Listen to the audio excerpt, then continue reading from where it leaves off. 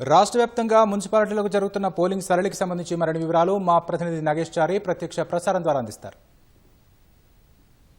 రాకేష్, ఉదయం 7 గంటల నుంచి రాష్ట్ర వ్యాప్తంగా కార్పొరేషన్లు, మున్సిపాలిటీల్లో చిన్న చిన్న చెదురుమదురు ఘటనలు మినహా అంతా కూడా ప్రశాంతంగా కొనసాగుతుంది. అన్ని వార్డుల్లోనూ ఇప్పటికి పోలింగ్ కొనసాగుతున్నట్టుగా రాష్ట్ర ఎన్నికల సంఘం ప్రకటించింది. మొత్తం 7 కార్పొరేషన్లు, 116 మున్సిపాలిటీలోని 2996 వార్డులకు సంబంధించి ఎన్నికల నోటిఫికేషన్ విడుదలైంది. అందులో మక్తల్లోని 6వ వార్డులో అక్కడ ఉన్నటువంటి అభ్యర్థి ఆత్మహత్య చేసుకోవడంతో ప్రస్తుతం అక్కడ ఎన్నిక జరగడం లేదు, వాయిదా పడింది.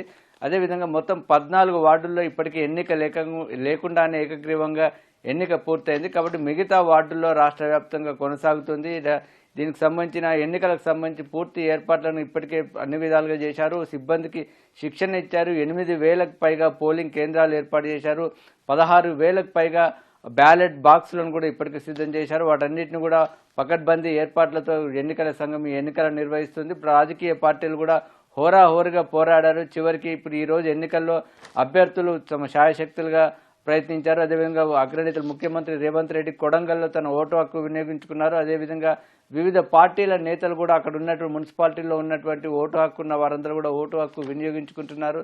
సాయంత్రం 5 గంటల వరకు కూడా పోలింగ్ కొనసాగనుంది. 5 గంటల వరకు లోపల ఉన్న వారందరినీ కూడా ఆ తర్వాత కూడా వారందరికీ కూడా ఓటు హక్కు అవకాశం ఇచ్చే ఉంది. అయితే పకడ్బందీగా జరగడం కోసం రాష్ట్ర ఎన్నికల సంఘంలో వీటన్నిటిని 8,000కు పైగా ఉన్నటువంటి పోలింగ్ కేంద్రాల్లో జరుగుతున్నటువంటి ఓటింగ్ సరళిని ఎప్పటికప్పుడు ఇటు డీజీపీ కార్యాలయంలో, అదేవిధంగా రాష్ట్ర ఎన్నికల కమిషన్ కార్యాలయంలో వెబ్ కాస్టింగ్ ద్వారా జరుగుతున్నటువంటి వాటన్నిటిని కూడా నిరంతరం పరిశీలిస్తున్నారు.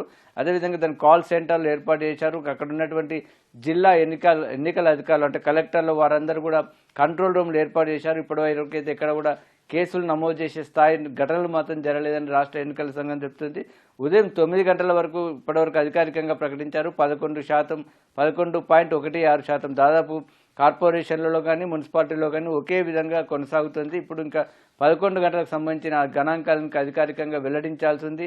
ఈరోజు పోలింగ్ పూర్తయిన తర్వాత ఎక్కడైనా రీపోలింగ్ అవసరమైతే రేపు నిర్వహించనున్నారు. ఎల్లుండి దీనికి సంబంధించిన కౌంటింగ్ ప్రక్రియ జరగనుంది. ఇప్పుడు ఈరోజు పోలింగ్ పూర్తి కాగానే 137 స్ట్రాంగ్ రూమ్లకు బ్యాలెట్ బాక్స్లను తరలించనున్నారు. ఆయా ప్రాంతాల్లో కౌంటింగ్ కూడా సంబంధించి కూడా ఇప్పటికే ఏర్పాట్లన్నీ కూడా పూర్తి చేశారు. ప్రతి పోలింగ్ కేంద్రం వద్ద కూడా 144 సెక్షన్ అంటే ఇప్పుడున్నటువంటి BNS 163 సెక్షన్ కూడా అమలు అవుతుంది. అదేవిధంగా అక్కడ ఉన్నటువంటి పోలింగ్ శిక్షణ వారు కూడా ఇచ్చారు.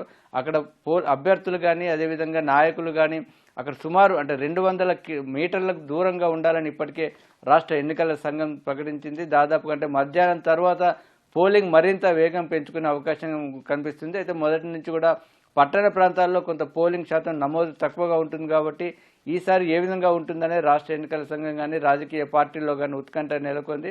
మొత్తం మీద అంటే అన్ని వార్డుల్లో కూడా ఈరోజు అంటే మున్సిపాలిటీల్లో కౌన్సిలర్లు, అదేవిధంగా డివిజన్లకు సంబంధించి కార్పొరేటర్లకు సంబంధించి ఎన్నిక జరుగుతుంది. వీటికి సంబంధించి ఎల్లుండి ఫలితాలు ప్రకటించిన తర్వాత ఈ నెల 16వ తేదీన మున్సిపాలిటీల్లో చైర్మన్లు, వైస్ చైర్మన్లు, అదేవిధంగా కార్పొరేషన్లలో మేయర్లు, డిప్యూటీ మేయర్లకు సంబంధించిన ఎన్నిక జరగనుంది. రాకేష్.